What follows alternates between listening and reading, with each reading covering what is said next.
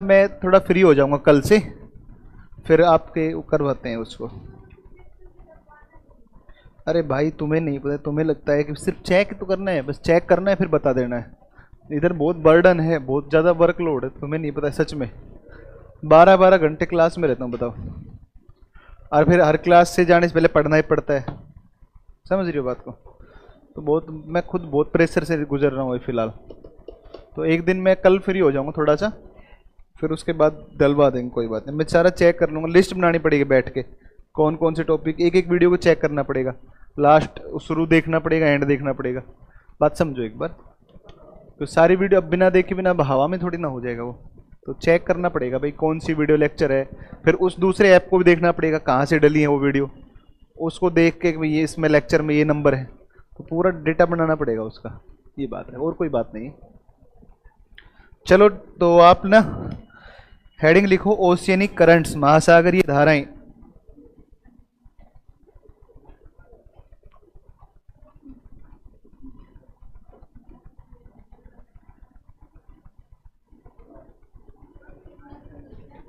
क्या?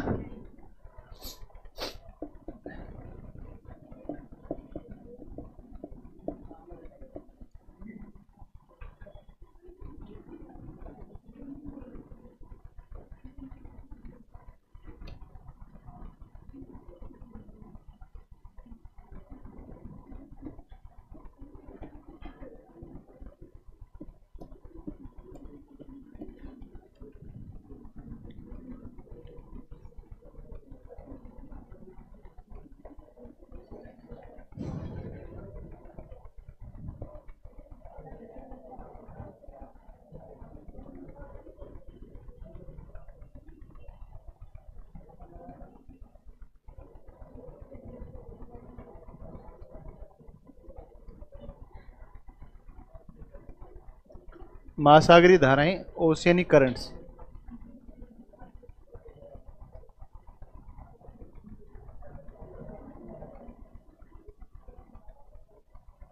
Oceanic currents है ना। और महासागरीय धाराओं की अगर बात करें तो जिस प्रकार से धरातल के ऊपर नदी होती है, वैसे ही समुद्र के अंदर भी नदियां होती हैं। नदियां कहना सही नहीं है, मैं समझाने के लिए बता रहा हूँ। धरातल पर कोई नदी बहती है, ऐसे ही सागर के अंदर भी एक जल का भाग होता है जो एक निश्चित दिशा के अंदर क्या होता है, प्रवाहित होता है। ठीक है। और बड़े स्तर पर इनका प्रवाह जो होता है, इसकी उत्पत्ति के दो मुख्य कारण हो सकते हैं। कारण तो कई सारे हैं, तापमान भी है, लवणता भी है। भाई जिस क्षेत्र में तापमान ज़्यादा होगा वहाँ पानी गर्म होकर के फैलेगा, तो महासागर की धाराएं बनेंगी, तापमान हो गया इसका कारण। यदि किसी क्षेत्र में वाष्पीकरण ज़्यादा होगा तो जल ऊपर जब वाष्पीकृत होगा तो यहाँ पर जल का तल क्या हो जाएगा, नीचा हो जाएगा। और वो बारिश, मान लो किसी क्षेत्र में बारिश हो रही है, तो जिस क्षेत्र में सागर में बारिश हो रही है वहाँ पर तल क्या होगा, ऊंचा होगा। तो ये भी कारण है, मतलब वर्षा है, तापमान है। ठीक है। इसके अलावा जो है वाष्पीकरण हो गया एक कारक।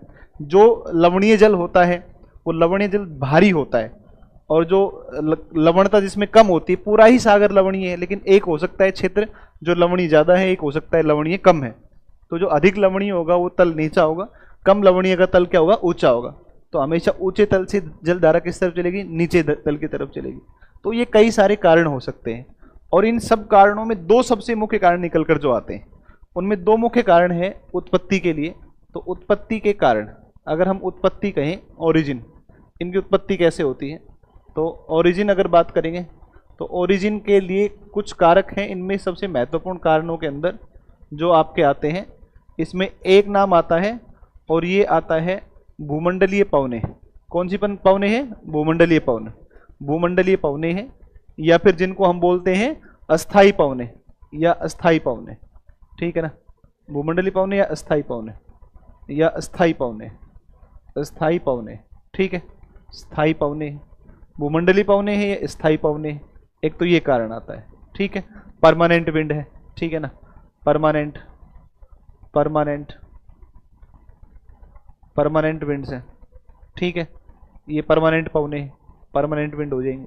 दूसरी बात करते हैं तो एक दूसरा है, और ये कारण है पृथ्वी का घूर्णन।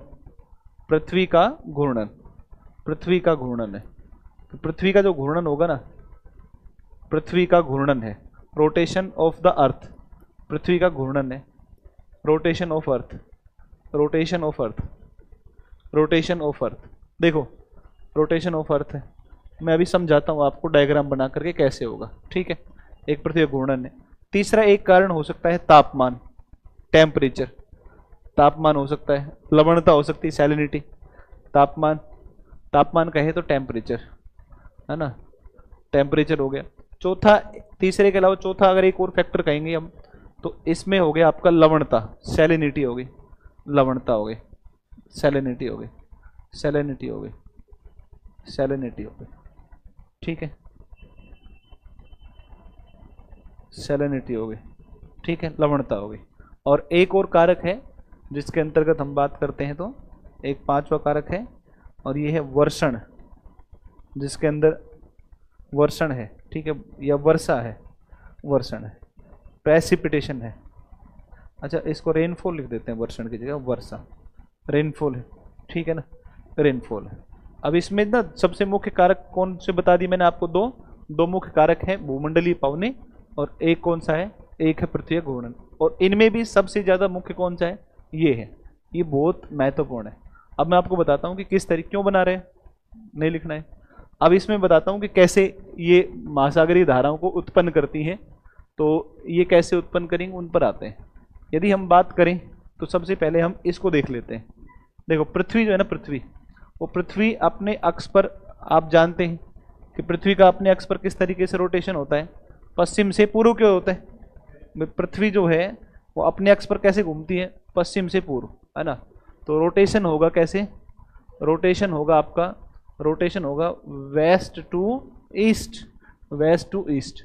लेकिन अब होगा क्या ना लफड़ा, लफड़ा ये होगा कि मान लो ये रोटेशन ऑफ अर्थ ऐसे है, और मान लो कि यहाँ पर जो है ना ये जलीय भाग है ना, ये जलीय भाग है ना, ये जलीय भाग है, ये वाला जलीय भाग है, ये जलीय भाग है। इस क्षेत्र में मान लो इक्वेटर पर ये जलीय भाग कोई, ये पानी है। तो सामान्य तौर पर ऐसा होगा कि सामान्य तौर पर ऐसा होगा कि ये जल है, और अर्थ कैसे रोटेट कर रही है, अर्थ ऐसे रोटेट कर रही है ना, अर्थ ऐसे रोटेट कर रही है, अर्थ ऐसे रोटेट कर रही है। लेकिन जो सागर का जल है ना, जल, यह है जल, जो अस्थल है ना वो तो घूम जाता है, अस्थल तो घूम जाएगा, लेकिन जो जल है ना, जल, वो उसका साथ नहीं दे पाता है, जल अर्थ के साथ साथ रोटेट नहीं कर पाता। देखो कितना बुरा हालत हो रखा है इसका। देखो अर्थ ऐसे रोटेट हो रही है, ऐसे ऐसे रोटेट हो रही है। तो पानी है ना, पानी, पानी क्योंकि तरल है इसलिए पानी पीछे छूट जाता है, इसलिए महासागर की धाराएं इसके विपरीत होती हैं। बात समझ में आई। इक्वेटोरियल रीजन में, विषुवत रेखीय क्षेत्र में जल धाराओं का प्रवाह पश्चिम से और महासागरों के पूर्वी तटों के सहारे होगा। पश्चिमी तट से इधर पश्चिम की ओर से महासागर के पश्चिमी भाग से, पूर्वी भाग से, और महाद्वीपों के पूर्वी भाग की तरफ पानी बहेगा। वापिस ध्यान दो, महासागरों का पूर्वी भाग और ये महाद्वीपों का पूर्वी भाग हो गया ना विषुवत रेखीय क्षेत्र में। देखो महासागर ये अटलांटिक है, अटलांटिक का ये पूर्वी भाग, और ये महाद्वीप का पूर्वी भाग, नहीं पूर्वी भाग महाद्वीप का, है कि नहीं है। तो पूर्व से पश्चिम की ओर जलधाराएं प्रवाहित होती हैं विषुवत रेखीय क्षेत्र में। इसका कारण हो गया, एक तो इसका क्या हो गया, प्रवाह होना, ठीक है। एक तो हो गया रोटेशन ऑफ द अर्थ, है ना, ये धारा ऐसे प्रवाहित होगी इस तरीके से, ये धारा का प्रवाह इस तरीके से होगा, ये धारा प्रवाहित होगी, ये ऐसे जलधारा प्रवाहित होगी, ये जलधारा है ना, जलधारा है, ये जलधारा है, ठीक है, वाटर करंट है, ये वाटर करंट है, ये वाटर करंट है, ठीक है। एक बात होगी। दूसरी बात पर आते हैं भूमंडलीय पवने, ठीक है, भूमंडलीय पवनों पर आते हैं।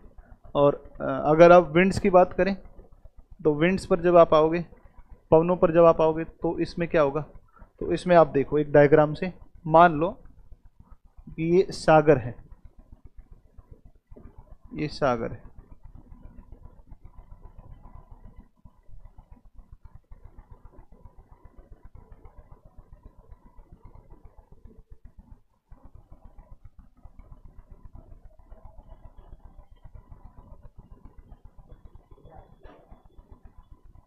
है ना, और क्या हो गया, साउंड। चलो देखो यहाँ पर मान लो कि यहाँ पर ये विंड है ना, विंड फ्लो कर रही है, विंड फ्लो कर रही है इस धरातल के ऊपर, ये विंड ऐसे प्रवाहित होती है भाई, महासागरीय सतह पर पवनें चलती है ना, तो ये जो विंड्स हैं, ये विंड्स फ्लो हो रहा है। और जब विंड्स का फ्लो होगा ना, ये विंड्स जब फ्लो करेगी ना, तो इसी विंड के फ्लो के साथ साथ ये जो वाटर है, ये वाटर भी क्या होगा, मूव करेगा। ये वाटर भी क्या करेगा, मूव करेगा। तो ये आपकी हो गई वाटर करंट, वाटर करंट हो गई, है ना, वाटर करंट्स हो गई, राइट। ये वाटर करंट्स हो गई। तो ये हो गया विंड्स, परमानेंट विंड के साथ में पानी का मूवमेंट होना। देखो अब मैं आपको बताता हूँ, आप सभी जानते हैं कि विंड्स जो होती है ना, वो व्यापारिक पवन या ट्रेड विंड जो होती है, वो व्यापारिक पवनें जो हैं, वो व्यापारिक पवनें हमेशा चलती हैं कैसे, 30 से किस तरफ, जीरो की तरफ, 30 डिग्री किस तरफ, जीरो। तो देखो यहाँ से व्यापारिक पवन देखोगे आप, तो यहाँ पर दिखेगा 30 डिग्री आपको,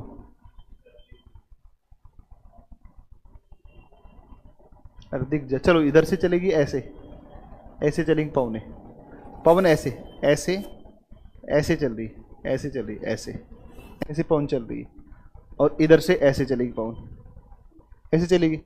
तो एक विंड जब इधर से आएगी, इधर से आएगी, तो ये विंड अपने साथ बड़े स्तर पर इस पानी को प्रवाहित करेगी ऐसे, इस पानी को भी तो अपने साथ लाएगी ना, और ये पानी जो है ना ऐसे बहना क्या हो जाएगा, शुरू हो जाएगा।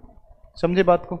फिर आप देखोगे तो ये पानी आगे चलेगा, और आगे चलता हुआ ये पानी, और जैसे टक्कर मारेगा स्थल भाग के, तो किनारे पर टकरा करके क्या करेगा, एक तो नीचे की तरफ मुड़ जाएगा कॉर्नलिस बल के प्रभाव से, भाई बाएं तरफ मुड़ता है, और उत्तरी गोलार्ध में दाएं तरफ, तो उत्तर में दाएं तरफ मुड़ेगा। फिर इन व्यापारिक पवनों के बाद एक पवन होती है पछुआ, और पछुआ पवन ऐसे चलती है, ऐसे चलती है। तो ऐसे चलने के साथ में एक धारा जो है जल की ऐसे बहना शुरू हो जाएगी, है कि नहीं है।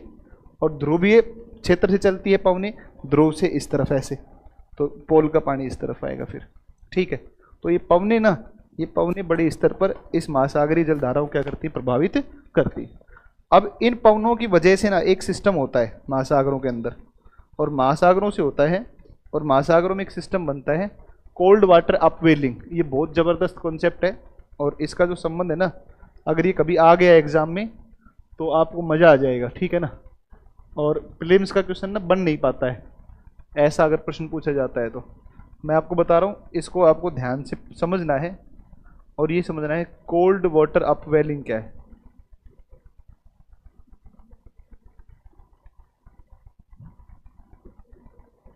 ना। शीत जल उद्वेलन, शीत जल उद्वेलन, शीत जल उद्वेलन, शीत जल उद्वेलन। इसको क्या दिक्कत है भाई,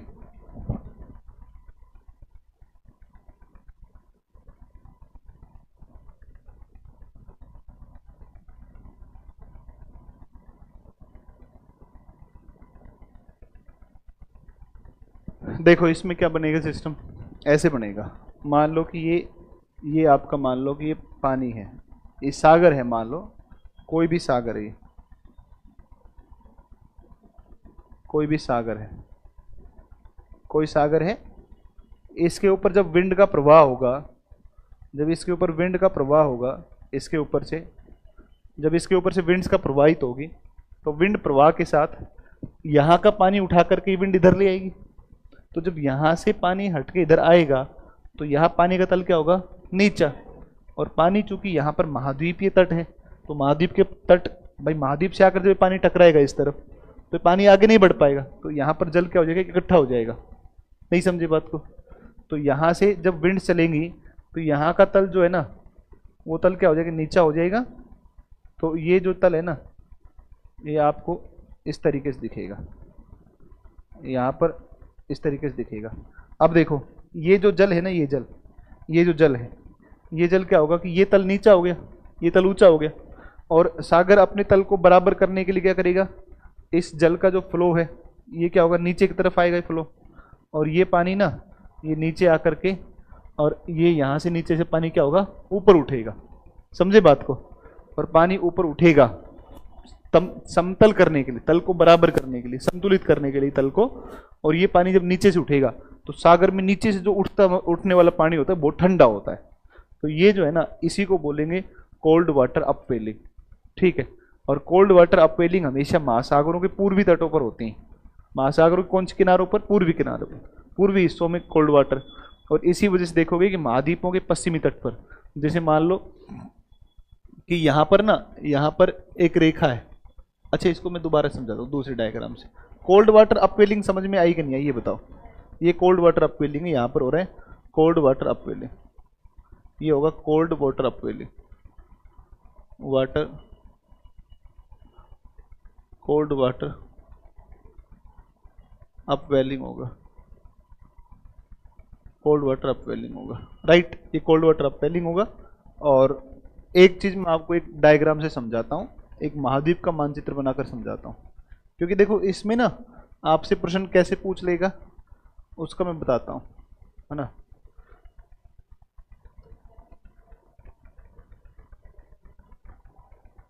एक महाद्वीप का बनाता हूँ पहले diagram.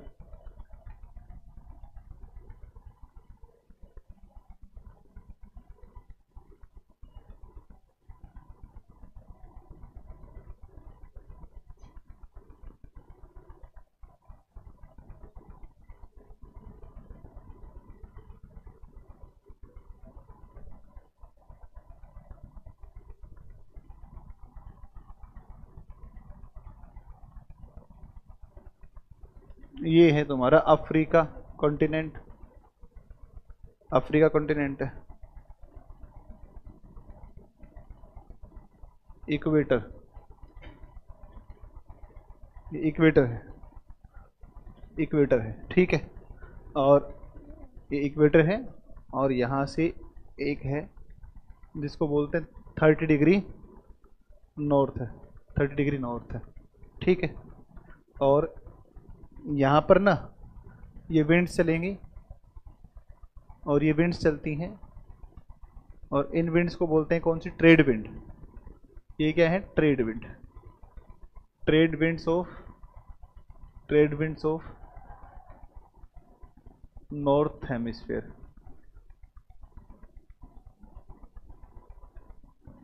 Trade winds of north hemisphere. और जब ये विंड्स ऐसे चलकर आएंगी तो इस प्रकार से जब ये आएंगी तो इस पानी को उठाएंगी, इधर से भी चलती है ना, इधर से भी चलती है ट्रेड विंड्स। तो ये पानी उठा करके यहाँ से लाएंगी, और इस पानी को ला करके यहाँ पर क्या कर देंगी? जमा। अब यहाँ का तल क्या हो जाएगा? नीचा, यहाँ का तल क्या हो जाएगा? ऊंचा। तो यहाँ पर क्या होगा बताओ? कोल्ड वाटर अपवेलिंग की घटना होगी। और यहाँ पर ना कोल्ड वाटर अपवेलिंग होगी, यहाँ पर कोल्ड वाटर अपवेलिंग होगी। और ये जो कोल्ड वाटर अपवेलिंग होगी, इसकी वजह से ये जो जलधारा है ना, ये जलधारा, ये जलधारा है, इसको कनारी की ठंडी जलधारा हो जाएगी। कनारी की, ऊपर से तो पानी गर्म आया था लेकिन ये कैसा हो गया? ठंडा हो गया। तो ये कनारी की जो धारा है, कनारी की धारा, ये कनारी की धारा ये कैसी हो जाएगी? ये ठंडी जलधारा हो जाएगी, ठंडी जलधारा हो जाएगी, ठंडी हो जाएगी। और यहाँ पर होगा, क्यों हो जाएगी? तो कोल्ड वाटर अपवेलिंग,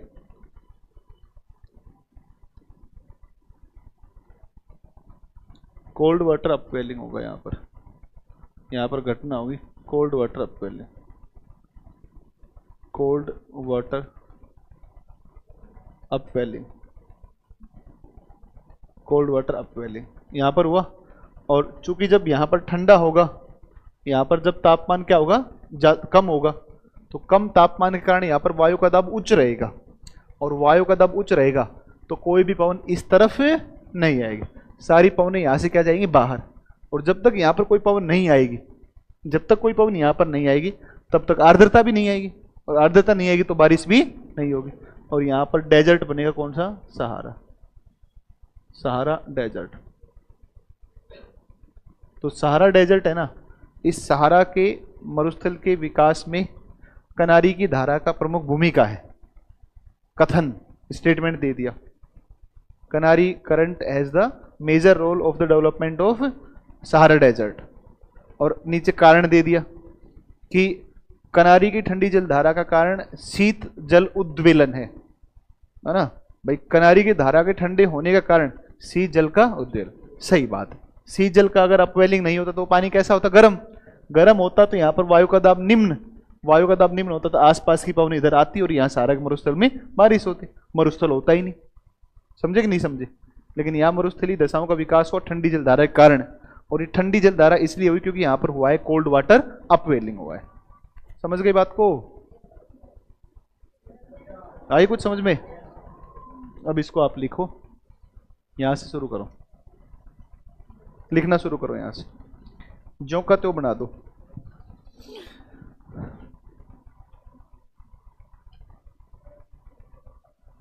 हटना है, आज हट जाएंगे लो। वो लड़का नहीं आया क्या, उसके बाद से आया नहीं है ना 2 दिन से, हैं? Patna city mall, Patna city में घूम रहा है।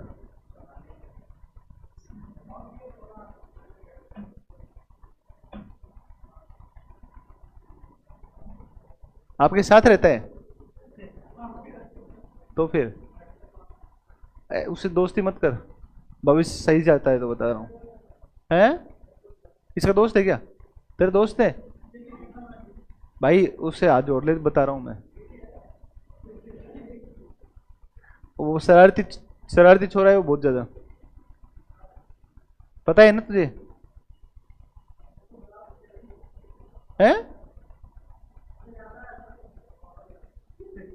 उससे ज्यादा है, पागल है दिमाग से।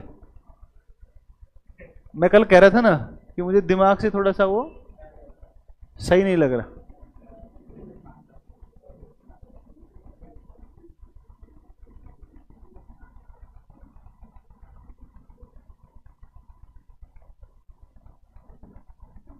मत कहना उसको यार, कभी मुझे आके कहना आप मुझे क्या क्या कह रहे थे मेरे बारे में।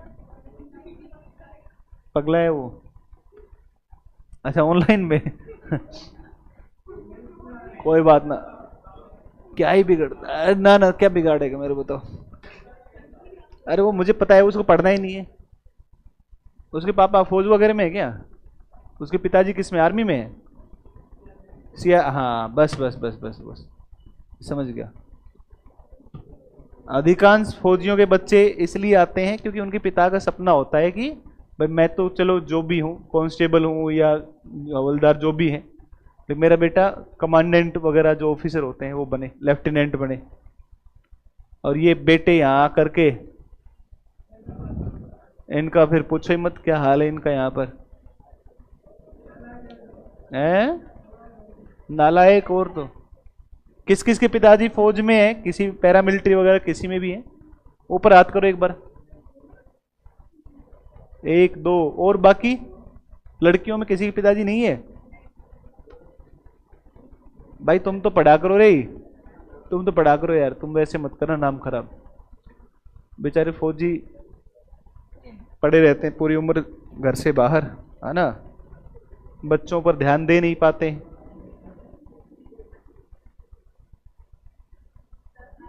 सुधर जा, चले आगे,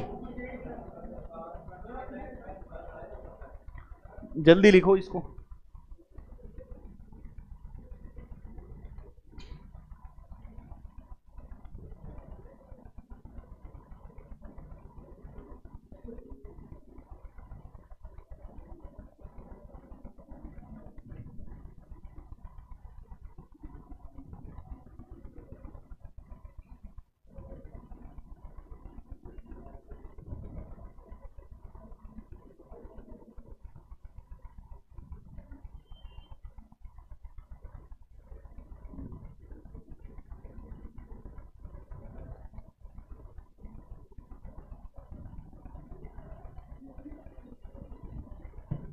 अब तो लिख लिया होगा, चलो इतना टाइम कौन लगाता है।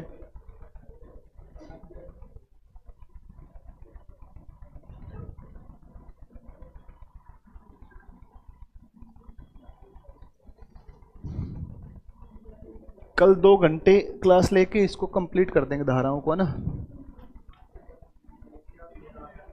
है, मंडे से चल जाएगा, मंडे से हो जाएगा हिस्ट्री। फिर ना तुम्हारी क्लास में वो शुरू कर लेंगे ये टॉपिक जो उस दिन लिखे थे ना अपने ट्रांसपोर्ट वगैरह, इनको करके कंप्लीट, और फिर अपने एनवायरमेंट इकोलॉजी वाला है ना, फिर उसको स्टार्ट कर लेंगे, ठीक है ना। और ज्योग्राफी के और टॉपिक्स है ना, उनको आप पढ़ते रहना उससे एप्लीकेशन वाली क्लासेज से, ठीक है। एक मिला, एक और नहीं मिला है ना, अपलोड करेंगे उसको पढ़। चलें आगे, अब चलो अब इसको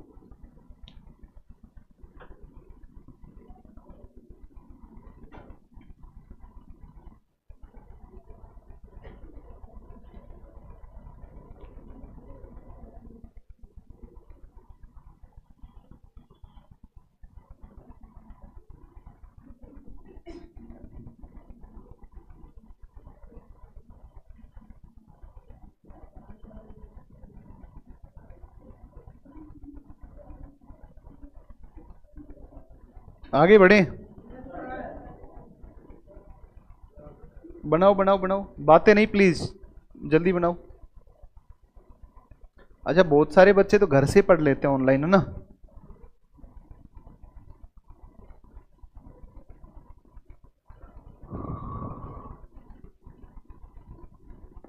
पानी नहीं पिलाओगे क्या?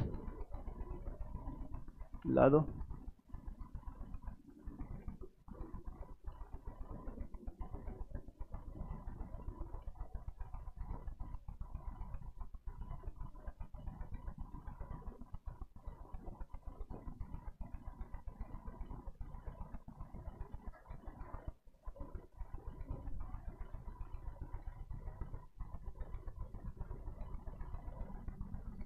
नेक्स्ट, चलो।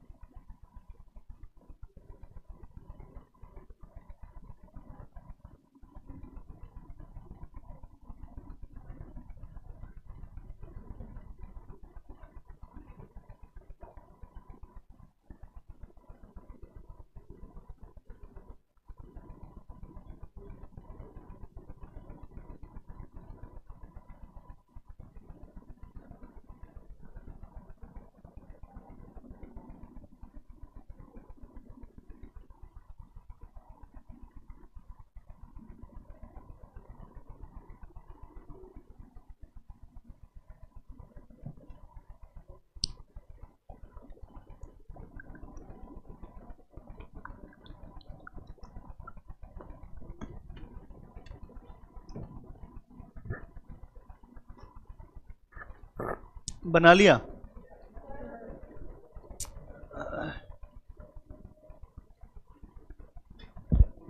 हाँ हाँ,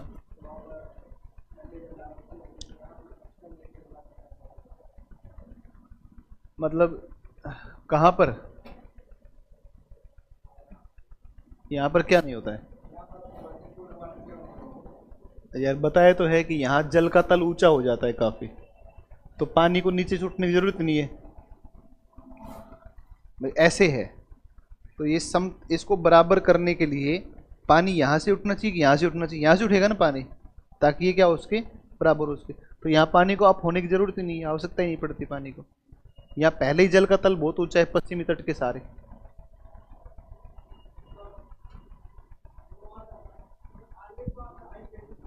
हाँ,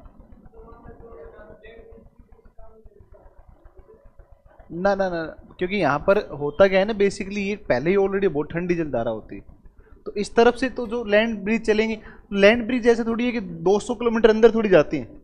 लैंड ब्रिज का तो प्रभाव बहुत छोटे एरिया पर होता है। मतलब लैंड ब्रिज इतना नहीं है कि बिल्कुल इतने अंदर चली जाएं कि अंदर जा करके वो कर दें। लैंड ब्रिज, सी ब्रिज जो होती है वो छोटे क्षेत्र पर प्रभाव करती है। हो गया सबका? चलो, व्हाट्सएप खुला हुआ है रवि जी? अब आप लिखो ocean currents of Pacific Ocean, या ऐसे लिखो पैसिफिक ओशियन करंट।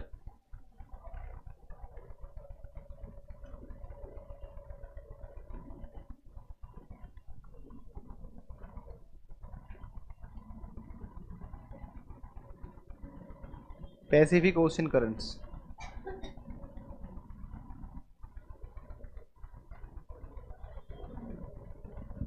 प्रशांत महासागर की धाराएं।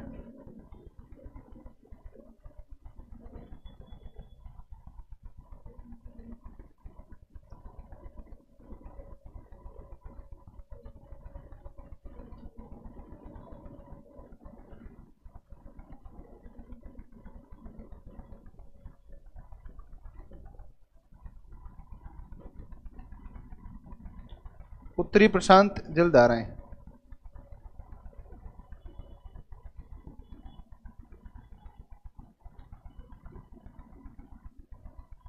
North Pacific currents. उत्तरी प्रशांत जल धारा, और एक तरफ लिख दो दक्षिणी प्रशांत जल धाराएं।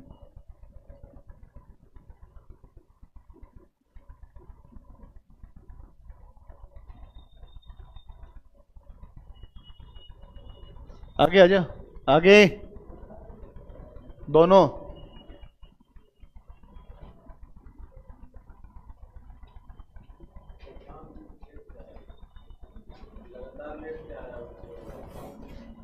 आगे, अगली पर, अगली पर। तू पीछे बैठ जा। हाँ,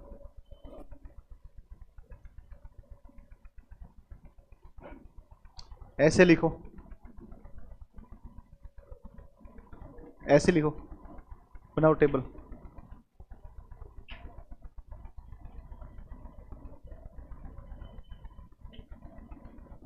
लेट क्यों आए? 2 दिन से आ ही नहीं रहे तुम लोग, है ना? पिछले 2 दिन से तो आ ही नहीं रहे। मेरी क्लास में नहीं आ रहा है। आज इसको लगा होगा कि मेरी क्लास नहीं है। क्यों क्यों नहीं आता मेरी क्लास में? है भाई, आगे बैठा देता हूँ। आगे बैठना कम गलत है क्या? और आगे लाऊं क्या थोड़ा सा? है, बता। अरे बता दे। सिर्फ इसी वजह से नहीं आ रहा है, बताओ। आगे बैठा देता हूं। ये क्या बात हो गई भाई? इतना इतना खौफ है क्या मेरा क्लास में तेरे, तुझे? है?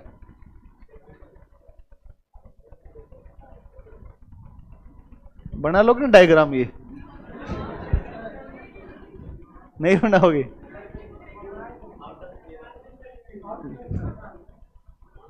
तो क्या करें फिर से, बताओ।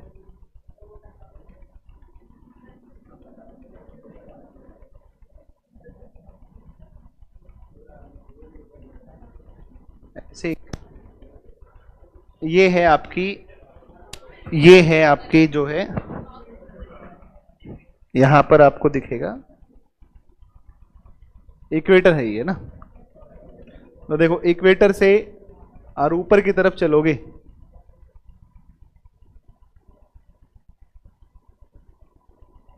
ऐसे।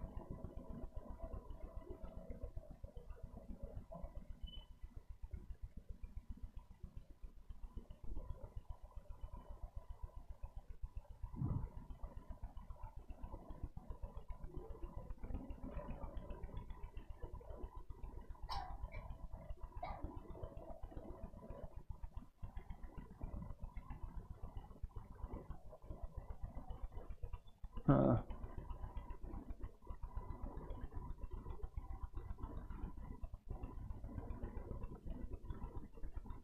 ये है भाई इक्वेटर यहाँ पर। ठीक है, यहाँ इक्वेटर है। अब सुन लो आप ध्यान दे करके बात को। होगा क्या बेसिकली, होगा ये कि सबसे पहले पानी यहां से, गर्म पानी यहां से चलेगा और ये पानी चलेगा और फिलिपाइन द्वीपों के पास से ये आकर के टकरा के मुड़ जाएगा ऊपर की तरफ, और इसको कहेंगे क्यूरोसीवो। कौन सी कहेंगे? क्यूरोसीवो। तो देखो नॉर्थ अटलांटिक में है, किस में है? तो इसको बोलते हैं नॉर्थ अटलांटिक। इक्वेटर के पास बह रही है इसलिए बोलते हैं इक्वेटोरियल। क्या बोलते हैं? Equatorial. North Atlantic equatorial warm current, गर्म है ना। इक्वेटर में जो नॉर्थ अटलांटिक नहीं, sorry, north Pacific, north Pacific equatorial warm current है।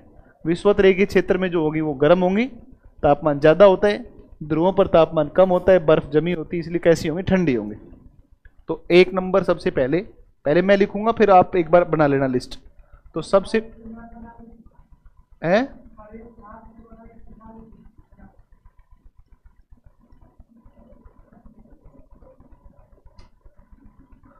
ना, हाथ हाथ से नहीं बनेगा अभी ना, तुम लोग इसको समझ लो। अपने को डायग्राम बनाने की जरूरत नहीं है ना, केवल नाम नाम लिखने हैं। North Pacific, north Pacific equatorial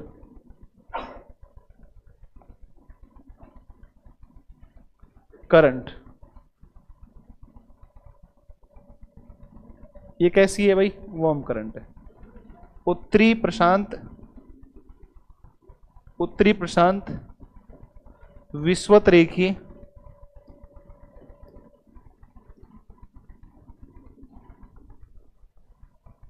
गर्म जल धारा।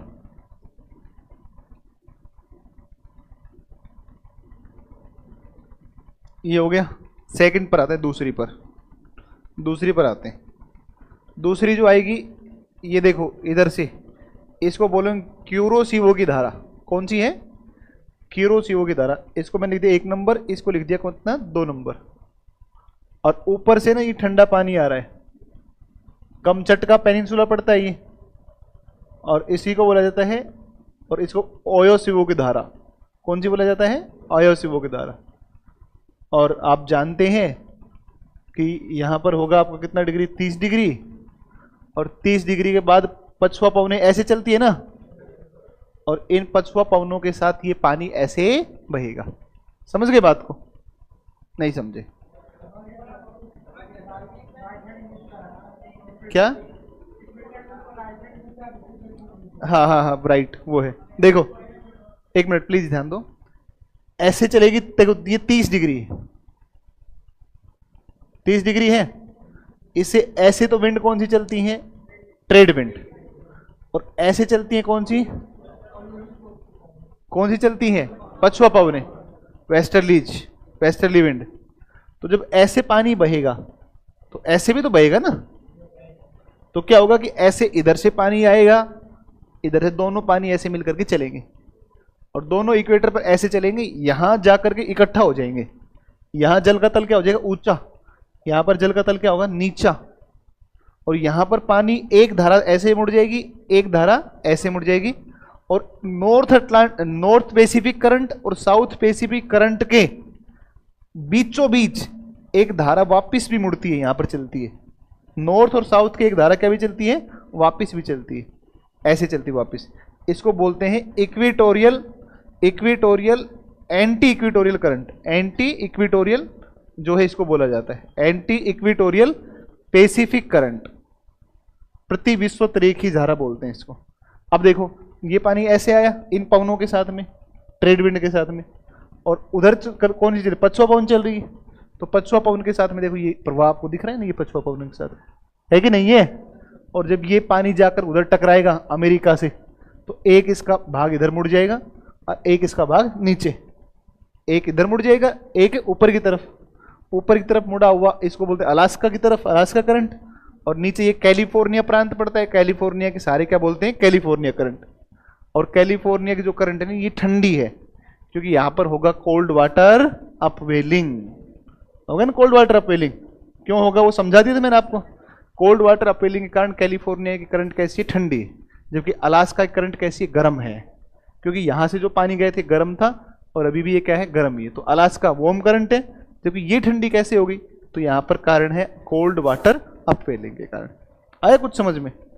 तो देखो सबसे पहले एक नंबर पर कौन सी आई, नॉर्थ पैसिफिक इक्वेटोरियल करंट, फिर आई कौन सी, क्यूरोसिवो, फिर ओयोसिवो, फिर नॉर्थ पैसिफिक करंट, उत्तरी प्रशांत महासागर है ना, पैसिफिक करंट।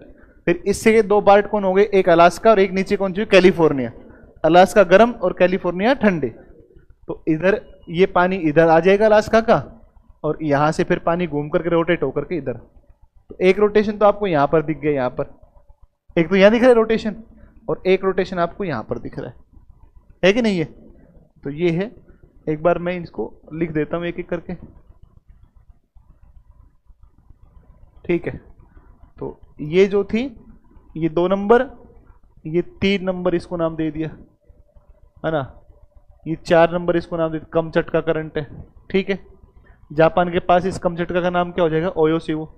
ये 5 नंबर हो गया, और ये धारा एक इस तरफ मुड़ गई 6 नंबर, और एक जो इसका भाग इस तरफ आ गया ये 7 नंबर, ये 7 नंबर, ठीक है ना, ये 7 नंबर है ना। तो चलो 2 नंबर पे कौन सी आई, क्यूरोसिवो।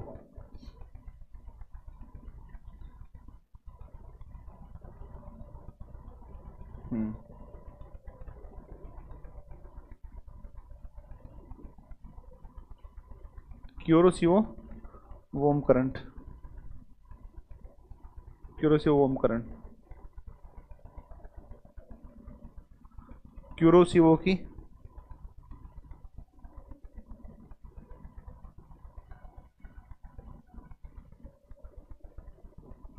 गर्म जलधारा,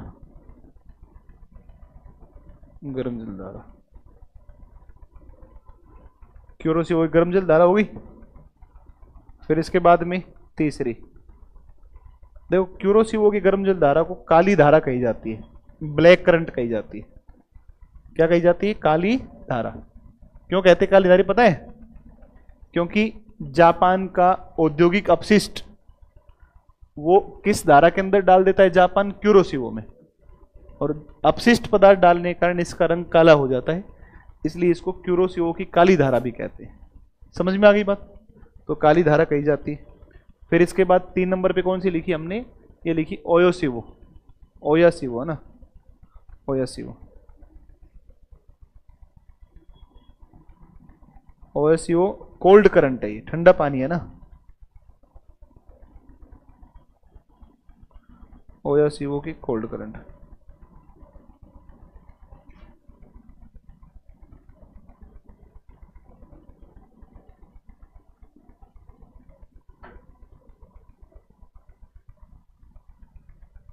ठीक है। 4 नंबर पे इस लिस्ट में कमचटका,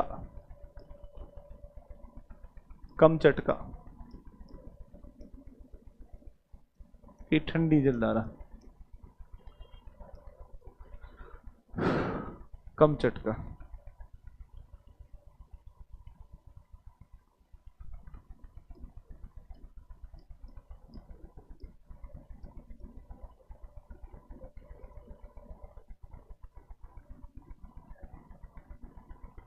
कमचटका कोल्ड करंट हो गई। 5 नंबर पे कौन सी थी, अलास्का। 5 नंबर पे है ना, नॉर्थ उत्तरी प्रशांत करंट, उत्तरी प्रशांत धारा।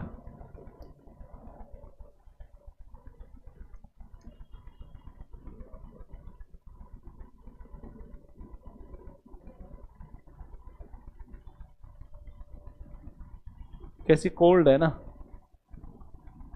नहीं वॉर्म, गरम, गरम है ये, गरम या वार्म है। 6 नंबर पे Alaska, Alaska warm current, Alaska की गर्म धारा।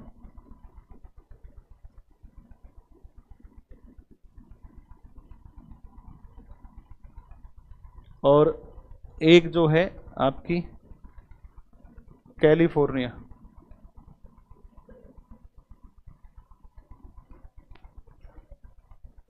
की ठंडी जल धारा।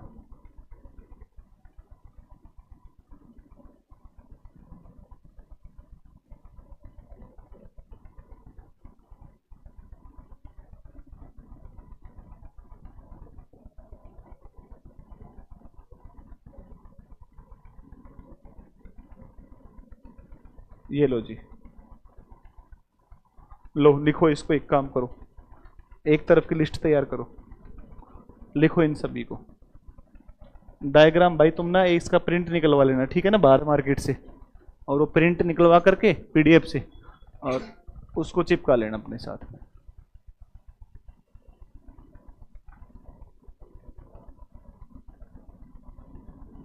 हाँ जी, प्रियांशु क्लास है, 1 बजे छोड़ना पड़ेगा। चलो कल करवा देंगे, ठीक है, कल कर लेते हैं।